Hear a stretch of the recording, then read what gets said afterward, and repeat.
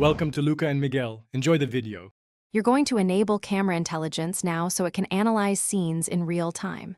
First, confirm your iPhone is updated and Apple Intelligence is turned on in settings.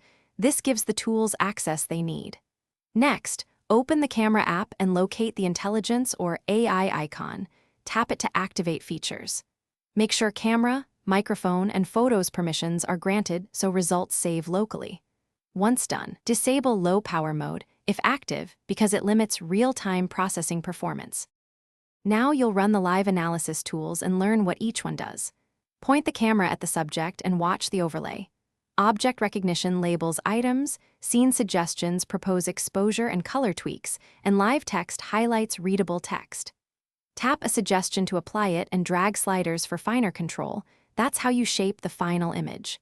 You should move closer or change modes. Photo, video, macro, because different lenses and AI models optimize distinct tasks. Make sure to observe latency so you time your finish by reviewing and exporting your image with the AI adjustments you chose. You can revert edits in photos if a suggestion missed the mark. That preserves the original and teaches you which presets to trust.